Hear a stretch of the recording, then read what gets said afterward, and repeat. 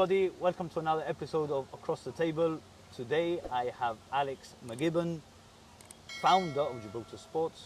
Thank you for joining me. Well, thank you. Really, it's a pleasure. It's my first podcast. Really, it's a big thing for me. I've been doing this for a relatively long while now, and I think it feels good to finally be the one getting interviewed and not interviewing. Really, it's a pleasure. Really, yeah. Yeah. So let's start from the beginning. We'll jump straight in. How did it come about then?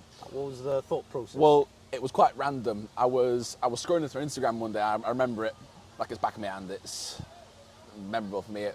I was on the bus to school and I was scrolling through Instagram and I saw an account called Football Gibraltar. So I'll give him the credit for that. Shout out to Football Gibraltar. He's inspired me really. And I was scrolling through. I saw his account. I thought, what happens if I did something like this myself? I thought I wasn't really going to get anywhere. I started posting content of football FIFA cards or whatever it was, and it was random. I was 12, so the start of year 8, so start of high school really, and I started it then, and it's turned now into boxing, football, rugby over the next couple of weeks as well for the rugby sevens. It's turned into a big thing for me really. It's almost like it's a business. It was a hobby to start off with, just posting stuff on FIFA cards and going to games for a bit of fun with my mates, and now I'm a corporation really, yeah. How did, what sport did you, because you liked football, obviously you started with football, and then you branched off into others, so what other sports are you covering then? Well, currently really it is just for football and boxing as well. Boxing came around quite weirdly actually. I was talking to my dad and my dad goes, oh, I'm hearing that Dillian Whyte's got a fight in Gibraltar. Last December this was, so 6-7 months ago now really. And he said, what happens if you did content there? I thought, well, I'm football, I'm not boxing, why would I? There's not really any point, but I thought afterwards, yeah, why not? Why not get into boxing? It's something I've always enjoyed. I've always really, really enjoyed watching boxing with my dad. I never boxed, really, but it was always enjoyable. It was exciting, just like football. 11 angry men running around the pitch, but this time it's 2 men fighting. Yeah.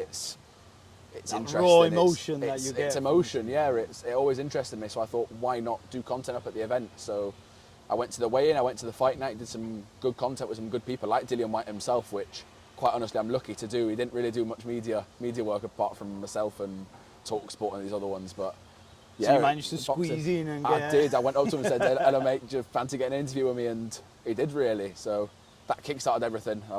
I can now go say people I've interviewed Dillian Whyte. That's a shout out to Dillian Whyte as well, yeah. Everyone's getting the shout out today. How did you balance then? So when that happens to you and you do get an interview like that, how do you balance being a fan, being objective? So like you said, you interviewed Dillian Whyte, but if you had a poor performance for whatever reason, or even a football team had a poor performance, how do you separate that once you're doing your show? I feel like anyone who I've interviewed is quite close to me, because once you interview someone, you'll be in contact with them afterwards, and it is quite hard to be impartial afterwards. So let's say Dillian Whyte did lose this fight. It's quite difficult to put a post out saying, oh, Dillian Whyte's lost simply because I've just interviewed him. It's a bit of loyalty there as well. There is a bit of loyalty, of course. It's like every sport. It's like everything in life, really. There's always some loyalty, but I feel like it's relatively difficult if you know someone. It's not if you see someone get knocked out. You're quite happy to post about it, sorry. But yeah, it's quite difficult at times, yeah. Any team that you're affiliated to, as in you support, that you're like, oh, I want to do more content with them, or athletes? Yeah, athletes, it's like the big ones, Usyk, Fury, they're the big ones. You're always fans of people like that, the best fighters. I'd love to interview and do content with them. Never really going to happen, quite honestly. Never say never. You never say never. You've already got Dillian Whyte. So. I've already got Dillian Whyte, I've already got some other ones, but I'd love to do something like that with them. And in the UK, Manchester United, I've brought up supporting United on my family's, brought up supporting Betis in Spain. One of my mates did some photography at Betis, so shout out to him. Everyone's getting a shout out today. A shout out to everyone, yeah, shout out day. He went up, got some photos of me, and that was a nice feeling posting about Betis, because they're of course close to my heart. They won, thankfully. They won a couple of games, so I posted about that. And yeah, it was good to do something like that. I hope I can work with Betis in the future. Hopefully I can get some applications out for some games. It's hard to do games in Spain, but I'm hearing there's going to be a friendly in La Linea over the summer for Betis, a friendly. So hopefully I can get to that. Hopefully I can get to some more. well, at least I can welcome you to the show properly. Yeah. Because you're a Man United fan like myself. Yeah. Not a lot to shout about. Not a lot to talk about recently. It's not been. It's not been a the season best. to forget. No. Yeah, it's definitely a season to forget. But I mean, hopefully get some big signings over the summer and Let's see. really go Just from have there. a bit more faith in the manager. Let's see if. I think the way he Amarim. I wants think to he's a play. good manager. I don't think he's the best man manager. He's good with his tactics. He's got some good players there, but But we don't know the locker room, so you never know inside the there character, could be the ego. the Garnachos, the Marcus Rashfords, really, the Sanchos. So if you Hopefully. have that, Yeah. let's say, poison chalice, the poison locker room, that Yeah, one yeah, person absolutely. that just infects all of them, and you're a new guy coming in, and everyone's like, who's It's going to this? sound silly, but the language barrier as well. Maybe he's not got the players he really wants. Hopefully this summer he's already got potentially got Jokeres already. Yes. He's already had. Who's he signed this summer? I've gone blank. What did you get? Oh, we'll come back to it, but Not too good. No, not too but good. United fans us. because there's so much. There's always players linked to Man United, so you Yeah. never know if it's Mateus done. Cunha. That's it. Cunha. Yeah, that's the one. I'm glad you Cunha. said it. Yeah, because I went blank. all been all day. Yeah, Yeah, from but Wolves. I hopefully. think that'll be a good signing. I think he's a good player. He's done bits in the Premier League this season. He's excellent. Hopefully he's found his groove at Wolves. He didn't really find it at Atletico Madrid, but he should find his groove at United. Yeah. Hopefully, yeah, absolutely. So we'll take it back to your show. Yeah. Because that's why I wanted to do one. So what's the process for you on creating an episode then? How does that start? How does it middle, the editing, and then the finished part Well, of it? I think unlike a lot of people who like to have a regimented approach, they'll think a week before I'm going to set out a plan. 5 days before I'm going to set out who I want to interview. The day before I'm going to finalise everything, and on the day I'll interview, I'll do a couple takes, whatever. But Yeah. I think for me, I kind of go with the flow really. I might not have an interview arranged till 2 hours before, or like Dillian White's or the two Edwards brothers who I interviewed, two former flyweight and super flyweight world champions. They were here in Gibraltar. I sent out a message thinking they're not going to reply to me, but they're here, maybe they'll reply. And I got a reply. I sorted something out within about 2-3 hours and wow. got down to the Sunborn without my microphones, with a friend who's got his boxing gloves ready to get signed, and I did that. So I think for me, I don't really care about the process as long as I can actually do it, as long as I can have a few questions in the back of my head, I have a few questions in front of me, know who I'm talking to, and eventually get the interview arranged. I don't really mind how I prepare. I just go with it really, yeah. And plus, if you know your subject matter as well, what you're talking about, it's not Yeah, really. it's- It's just research the person a bit like I did with you. Yeah. With you, research the person, just see what they've got, their feeds, Yeah. and then you can play off that. No, as well. absolutely. So as long as you know more or less what you're doing, as long Yeah. as it's the right sport, the right person that you know about. Sonny Edwards, he former world champion, his brother Charlie Edwards, who's come off a loss quite controversially, which was very good for me because I could speak about that. Yeah. But for that, I didn't even know I was doing it. Two big names in British boxing, quite honestly, and the fact I managed to interview them within the span of a few hours after arranging it, it's a big thing for me and quite proud of myself for it. Any guest surprised you, good or bad? Like you've been one and you're like, Did- wow, didn't expect that. Or... Any guest surprised me? Yeah. Um, Don't have to say the bad part. I don't think I've got any bad ones, you know. So I've interviewed 7, 8 people, so quite a few now. I don't think I've had any bad ones. I think they've all gone quite well. Maybe the best one was with a man called Mike Perez. He just won the Intercontinental title in Ipswich after giving a beating to his opponent, Stephen Ward. So great fight. Managed to watch that whilst at a barbecue, I think. I'd rather watch the box and have a nice steak or whatever it was. But delivered the beating, and when I interviewed him, he called out big names. He called out the world champion at the time, or who still is the world champion. That was good for me because I was just standing there quite confused. Oh, he's calling out everyone, and I'm just here. I don't want to say the wrong thing because he seems quite angry whilst doing this. And no, that was good. Mike Perez, definitely him. And same the Edwards brothers. I think if there was any underwhelming one, it was Dillian White. I only got about a minute and a half with him, and it was all in one take because he was rushing. He had to wait and do whatever. But it wasn't bad. No. It was still content that got me thousands and thousands of views, so I'm happy with that. But yeah, definitely the best one, Mike Perez. A nice guy. I've texted him recently. He's doing well, I believe. And yeah, that was definitely the best one. So what's your then? So what's your favourite sport then? That I know we've said football. We're talking about, but content for the content really now. For the content, Let's on give you most average, traction. Let's give on you- average, football is bigger than boxing. If you're going to post about on, let's say, ESPN or BT Sports or Sky Sports, if you post about football, realistically, you're going to get more views than boxing. Yeah. But for me, I feel like I found my niche in boxing. It's a sport where it's more like a small circle rather than football. You've got 20 teams in each league, and there's 50 teams in one continent, or 50 leagues in one continent, sorry. And then there's loads and loads and loads of teams where if I realistically can't interview someone from the Premier League. No. I can only interview someone from Gibraltar or San Marino or something. They're small leagues with not a lot of care about them, whereas boxing, because it's such a small circle where everyone knows each other some way or another, where I now know Dillian White, I now know these Edwards brothers. It's a small circle, therefore they're going to reshare it, they're happier to. They're essentially friends, not friends, but they're friendlier with me, they're happy to reshare content. So I do get better traction.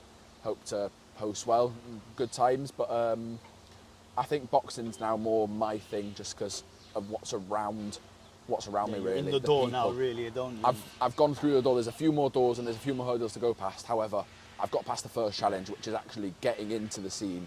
And then now I want to get some more events. I want to expand internationally, really, not just Gibraltar, because I have the platform for it. Instagram, it's a big platform. I've got enough followers to do it. I know enough people. I think I can go international now.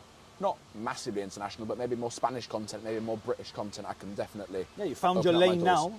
Yeah. And you just keep to your lane. Yeah. And I go still forward, want to do football, of course, and I still want to do this rugby whilst I'm still jib orientated. However, my plans for the future would realistically be doing stuff internationally. I want to go to university. I want to do a law degree. I want to do all these things. I want to be quite successful in my life. Still stay in media, still stay in sports, of course, but I want to go to UK for uni. I want to do content there. It'd be way easier whilst I'm around more sports as well. Definitely.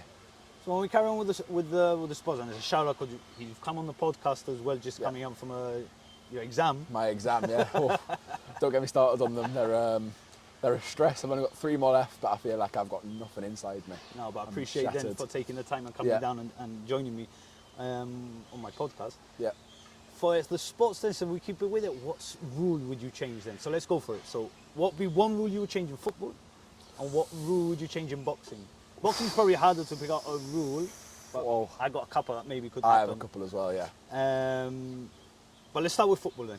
With football, And we've got to go with VAR, we're going to go with that's really difficult. I think the people that operate VAR should be a little bit more trained, because you do see quite a few, well, not quite a few, but you see a couple odd little mistakes where, how's that a foul? How's that not a foul? But that's a handball. Why is that one not a handball? I think people that are operating VAR and the referees involved with it do need a little bit more training. Not in a rude way, but there's a lot of ways to really improve it. Like in America, you see in the NFL and in baseball, and rugby even, they're quite fair. What gets me is the offside and that VAR. So it's that millimetre. That millimetre. That but you're I think offside and you're like, where are we getting to? It's harsh. Really, really. It's harsh. However, technically, if you see it, it is offside. Technically, it's offside, so you kind of have to go with it. It's a bit silly, but yeah. And for boxing, I think punching straight after the referee says break.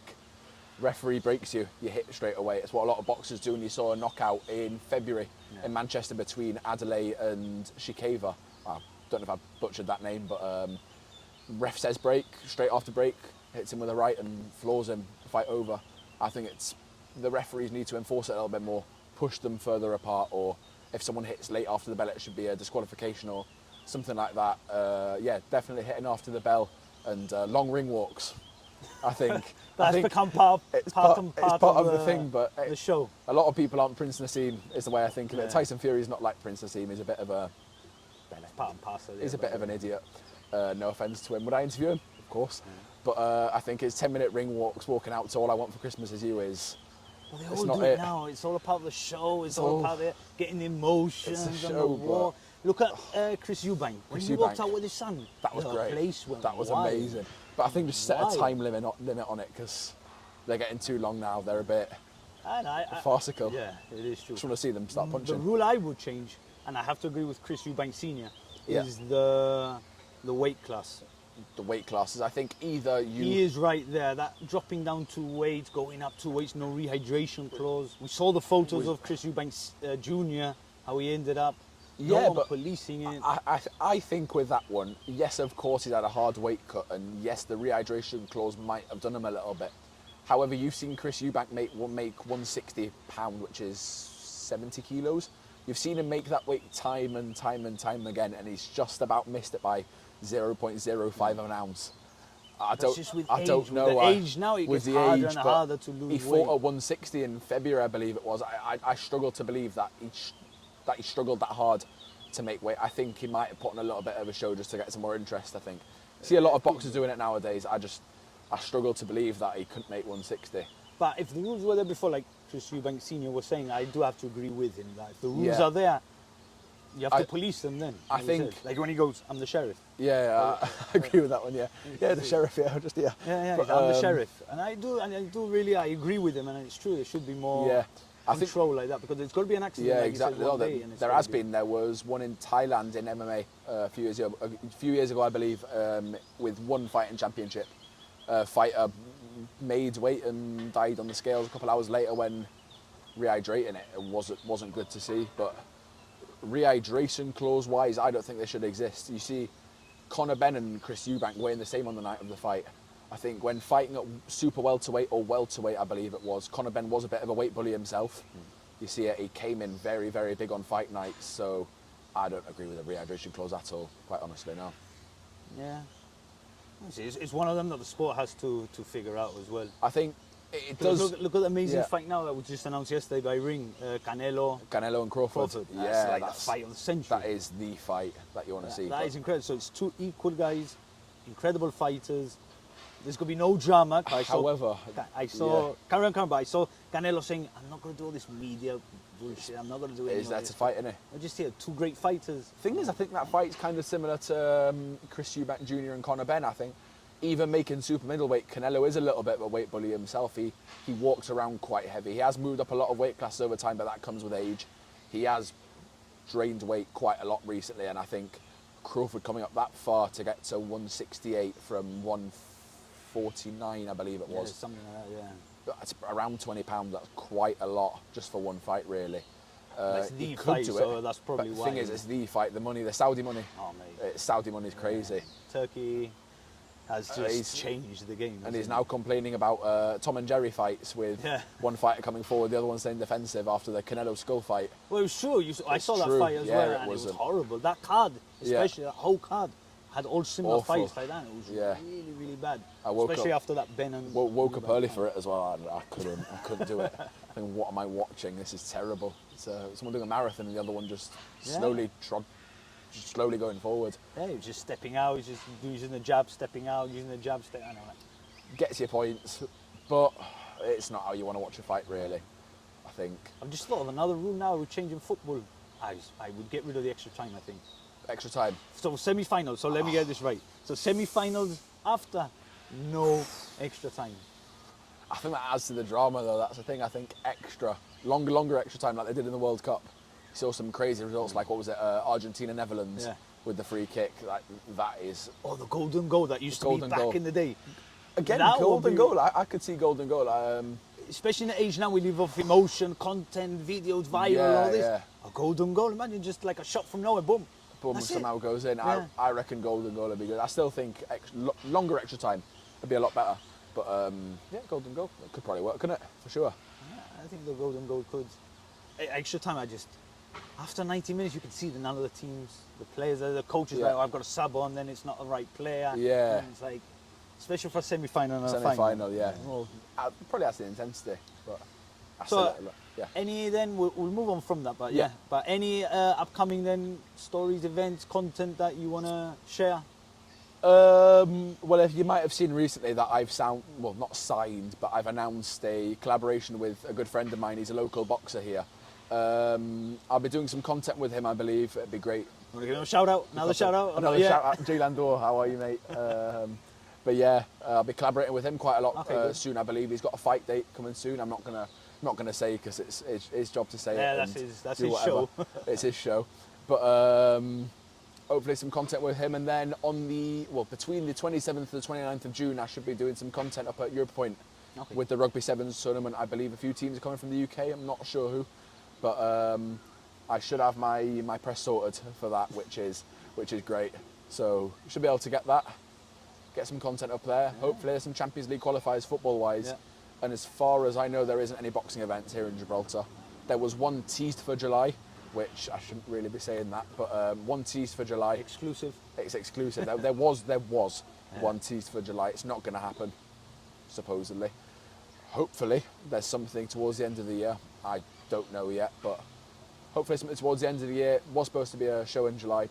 Didn't materialise. I'm not sure why, to be honest, but hopefully we can get some more boxing. Hopefully I can get to Spain for some boxing. Yeah. There's an event I'm looking at in Malaga between, oh God, I don't know the names, but 2 welterweights for the European Welterweight Championship. Hopefully I can try and get to that on the 5th of August, I think it is. Hopefully I can get to that then. Most likely no. But there's a fight over there. I want to get some content out of that. It's close to home, really. Get some content there. And yeah, that's the plan for the next few months. So it looks like it'll be a busy period. A busy summer. It's been like that for a while though. So, since 2022, where I did my first content at Lincoln's qualified against a team from Kazakhstan. Don't know the name, but did some content there when I was 13, 14. In 2023, I interviewed a man who played for Celtic, which I completely forgot about until now. But I did that. It wasn't the best interview I find at the bottom of my page. And in 2024, I didn't really do much, to be honest. I was quite inactive from January 2024 onwards because I had my GCSEs. Yeah, I thought, we can understand. I'm not doing too well with my content. I picked up the content again in December, November last year, but I didn't do any content last year. It was a bit of a stress. I've got a girlfriend, I've got a family, I've got friends. I'd rather see them and concentrate on my studies. It's time consuming, yeah. It's very, very time consuming. I've managed to make the time now because I've got a little bit more time. Because in between exams and studying for exams, I want to have a break, really. Yeah. But hopefully the exams finish soon, which they do next Tuesday. Get them done and focus on content. This is a summer now where I'm going to be putting the effort in. I'm full in. Completely, yeah. I want to go to the beach. I want to get a little bit burnt, but apart from that, I want to be doing some good content and get some really good stuff sorted. Yeah, absolutely. It's good on you. You wouldn't cover any other sports. You're just going to stick with the boxing. For you to do darts, for example, snooker, pool, badminton, paddle. There's so many now in just cycling. There's so many. Hopefully, I can get some darts sorted. Judo even, yeah. Hopefully, I can get some darts sorted. No news on that or whatever, but hopefully some darts. And yeah, but it's primarily football and boxing. Yeah. It's my main thing. A bit of rugby here and then when there's a big event or when there's national teams coming over. But yeah, football and boxing. Hopefully some others. Yeah. Final question, Alex. Yeah. If you could change places with a sports personality for a day, who would it be and why? Oof. Sports personality. I'll give you mine. Yeah, go on, because I have to think of this one. I can't. Even though I'm football lover, boxing, I'm also a fanatic of Formula 1. Formula 1, yeah. Oof, so not for me. For me, it would be Lewis Hamilton. Just to drive an F1 car. For me, for a day, that would be Lewis Hamilton. Sir Lewis Hamilton, I have to say. Sir Lewis Hamilton. So apologies to. I wouldn't ever consider it. I think the obvious answer is Cristiano Ronaldo, Lionel Messi. I think everyone wants to live in their shoes. They play for not big teams anymore, really, but they have good careers. They've got a lot of money. They've got a lot of cars. So if you want to drive a car, you could swap places with them. But in terms of sport, so their lives are amazing with all the money, but all the stress that comes with that as well. All the stress that comes with it, yeah. I'm talking about generally in sport, who would you change? So like I said, just to drive an F1 car, feel that speed, feel the G-forces. So you would change with Cristiano just to feel what it's like on the football pitch? Jude Bellingham. To play for Real Madrid, biggest club in the world.